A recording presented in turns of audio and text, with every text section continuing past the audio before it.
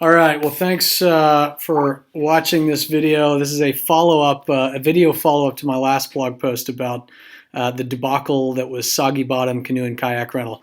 I've asked my dad to join us as my unofficial professional coach and both parent and professional psychiatrist. Dad, thank you for joining. You're welcome.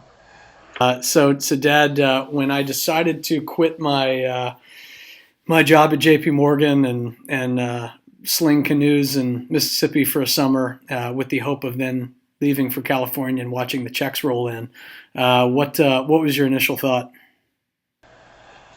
I think our initial thought was that we were proud of you for being willing to jump into a situation and help your uncle out of a jam. So we were proud of you. I think we weren't all that surprised that you did it because you were that kind of a kid. We were proud and grateful. That was our primary emotion. So what was mistake number one? I obviously went into this pretty quickly. Where did I screw up first in the long list of screw ups? I don't think we knew it at the time because we weren't thinking of it the way that you would if you were, let's say, looking unemotionally at a business investment. I think the thing in retrospect was you didn't know enough about the underlying market demand for that service or who the competitors were, what their advantages were relative to us. I don't think you had time to do adequate due diligence on all those things that you should have done on a business you were getting ready to invest in. Yeah. And then, once we got there and we sort of got it up and running, I think one of the things, when I look at the model I built versus the reality of the business, it was much more volatile than I expected. What did I miss there? I think what we found out was that the business was not at all linear. The revenue would peak around big holiday weekends, Memorial Day, 4th of July, Labor Day, and there were big differences between the amount of money you made then versus what you'd make on a normal weekend. We didn't account for that, and that what we didn't realize was how vulnerable we were if we had weather wash out one of those key weekends. That by itself could drop 20-30% of an annual plan. Yeah, I mean, if it rains on Labor Day, July 4th, and Memorial Day, you're pretty much screwed.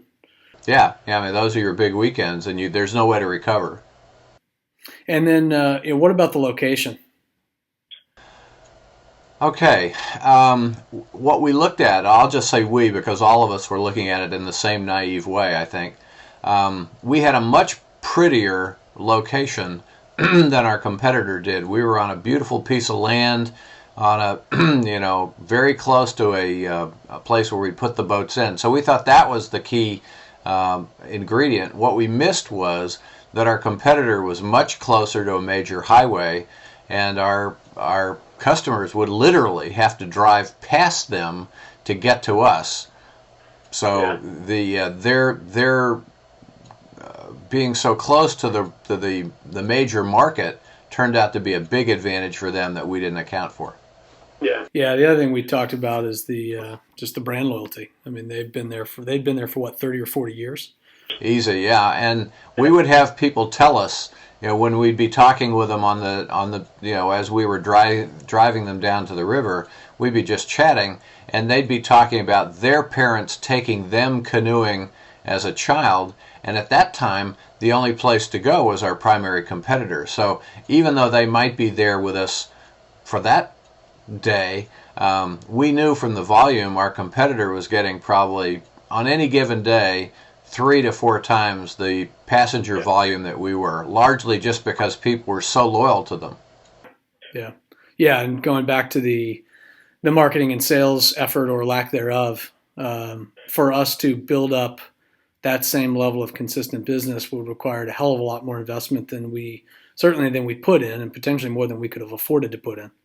Yeah, I think all of us knew early on we needed to do more, but we were very short-staffed. We weren't terribly well funded, any of us, and so as you said, I mean, we just didn't have the resources and the time commitment to do what it would have taken to grow the market enough to support both major competitors. Yeah. Yeah. So what was the highlight? What was after? I mean, talking through this string of mistakes, it's a shock that this thing didn't work. What was the highlight of the whole experience? Oh, I think the thing that we enjoyed the most, that kept us coming back after many disappointments, was just how much fun it was to run our own business, to really enjoy the customers who were deriving joy from what we were providing them, the service. So that was intoxicating, and it was great, and it was fun, and that's what made us want to go back and keep trying something new to see if we couldn't grow the business and save it. Yeah, no, I mean, it was. I mean, something about a hot summer day, driving that van through the across the dirt roads, loaded full of canoes and kids ready to go get wet and have fun. That was it was something I'll never forget. It's a lifetime of stories, Matthew. Yeah. And some of them are good. Yeah, a few. All right. Well, thanks for all your help and all the advice. Love you. Yeah, I love you too. Bye. Bye now.